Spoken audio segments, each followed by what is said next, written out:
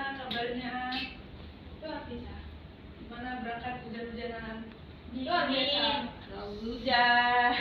3. Filipi 4 ayat 13. Segala perkara dapat kutanggung di dalam Dia yang memberi kekuatan kepadaku. Amin. Amin. Itu penyetungan. Oke. Kemarin cerita Daud udah sampai di mana? Ada yang masih ingat nggak? Yang menang siapa? Kurnia. Dengan cara pakai apa dia?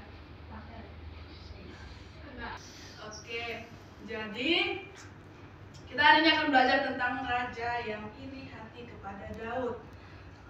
Ada yang tahu nggak iri hati itu yang gimana? Iri hati itu seperti apa? Nggak suka temannya lebih kaya. Ya, nggak suka temannya lebih kaya, apalagi? Nggak suka temannya lebih pintar. Ya, Rizky. Gak suka temannya lebih glowing. Apa Rizky? Perasaan jengkel terhadap teman kita yang memiliki sesuatu tapi kita nggak punya, kayak gitu. Misalnya kayak Rido nih, dia pengen banget sepatunya kayak Yeski tadi, bagus, ada merah-merahnya kayak gitu, ada lembang naiknya kayak gitu. Tapi Rido nggak punya nih, dia udah nggak punya uang untuk beli sepatu kayak sepatu Rido, sepatu Yeski.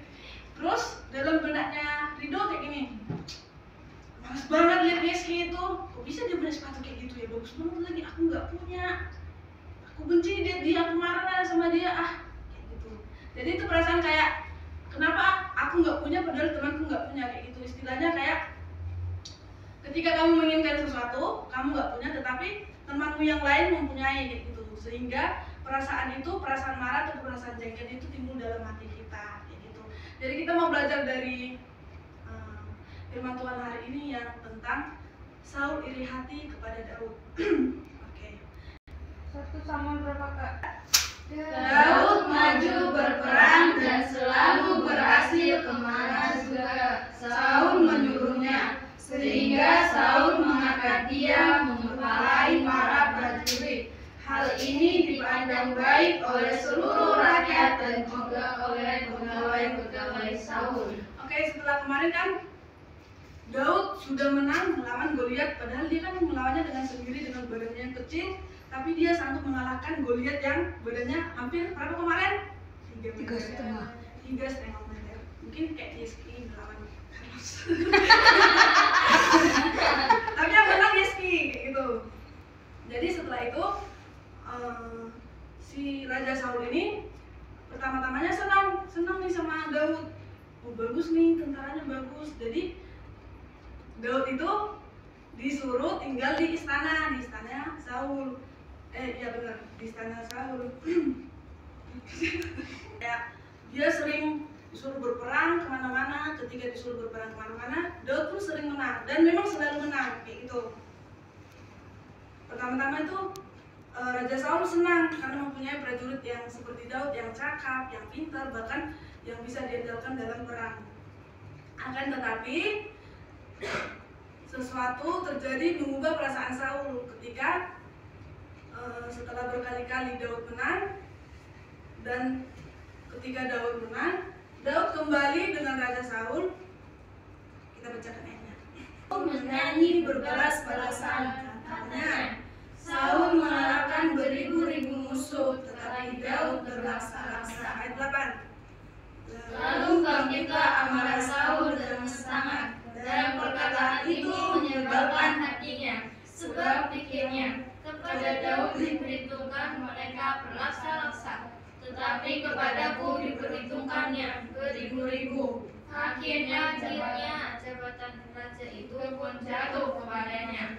Ya, setelah Raja Saul membawa Daud ke istana dan dia menang di setiap peperangan, rakyatnya si Saul ini lebih menyukai si Daud. Bahkan ketika mereka pulang berperang, rakyatnya bilang kayak gini, Saul mengalahkan beribu-ribu perang, tetapi Daud mengalahkan berlaksa-laksa. Berlaksa-laksa itu berarti berpuluh-puluh, kayak itu berarti melebihi dari yang dikalahkan Saul, kayak itu. Dia berpikir kayak ini, aduh, aku tersingkirkan nih sebagai raja, gimana dong, kayak gitu. Aku kan raja, masa yang dipuji bawahanku, dia masih anak baru lagi, gitu. Ya memang benar nggak Saul, benar nggak Daud lebih cakap daripada Saul? Nah, Iya benar, tapi Saul nggak terima itu. Ya, itu manusiawi sih. Ketika Saul mendapat pujian, tapi yang lebih dipuji itu adalah Daud. Kayak, kenapa rakyatku memuji Daud yang gak ada apa-apanya, padahal kan aku raja, kayak gitu. Terus Saul langsung timbullah iri hati di dalam hati Saul yang kayak, ini nggak bisa nih dibiarin ini. Masa rakyatku lebih suka sama Daud, padahal kan aku raja di sini. Gimana nanti lama-lama aku digantikan? Nanti dibikin aku diganti itu sama Daud. Nanti Daud jadi raja di sini. Gimana dong? Terus dalam hatinya si Saul itu timbul amarah dan iri hati kepada Daud. Sampai-sampai Saul sempat berpikiran ingin membunuh Daud 2 kali dengan tombaknya. Ketika Daud memainkan alat musiknya. Daud kan terkenal dengan memain musik yang bagus ya. Tetapi pada saat itu ketika hatinya Raja Saul benar-benar iri kepada Daud dan dia merasa marah, timbullah pikiran yang jahat kayak, ini kalau aku biarin hidup, aduh gak benar ini, nanti bisa-bisa digantiin aku dong, nanti dia bisa jadi raja, aku jadi bawahannya. Enggak benar. Dia berniat untuk membunuh Daud sampai 2 kali. Tetapi ketika Saul berencana pun membunuh Daud, itu enggak terjadi. Karena apa? Tuhan itu selalu menyertai Daud. Mau kita bacakan di ayat.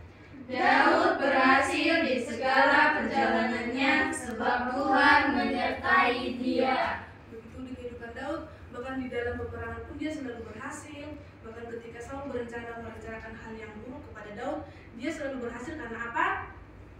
Karena penyertaan Tuhan. Tuhan.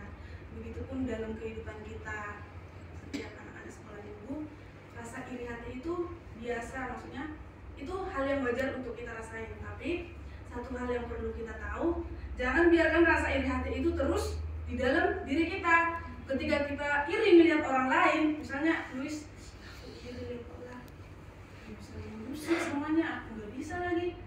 Terus apa yang Luis lakukan? Bunuh orang. Ya.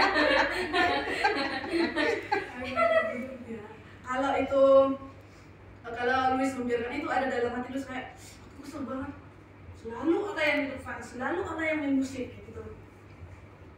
Itu bakal menjadi dendam, Luis jadi marah, pelayanannya juga bener nih, aku harus gitu. Terus iri hati itu biasa, dan itu ada bagusnya sebenarnya iri hati ketika misalnya Luis iri hati kepada Ola, tetapi Luis mengambil sisi positifnya. Iya juga sih, Ola juga kan bisa main musik, masa aku nggak bisa?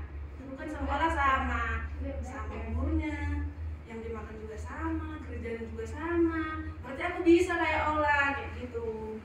Jadi jangan, ketika kita iri hati, jangan biarkan itu terus dalam hati kita. Kita harus kayak cari, ketika aku lihat, oh nggak boleh nih dibiarkan nih, berarti aku harus cari sesuatu yang bisa teman dan adik-adik semuanya.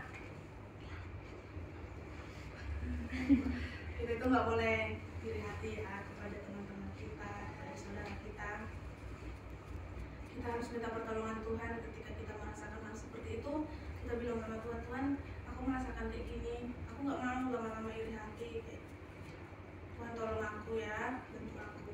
Segala sesuatu yang menurut aku nggak sanggup, pasti Tuhan sanggup lakukan. Amin. Amin. Terima kasih. Harus iri yang positif, iri positif. Iri itu kan negatif ya. Motivasi. Gitu. Memotivasi, iri yang motivasi. Kalau sebenarnya iri itu lebih identik negatif ya. Kamu pernah iri sama siapa? Sama Bang Bakti nggak Bang? Sama Bang Rido? Bang Jose?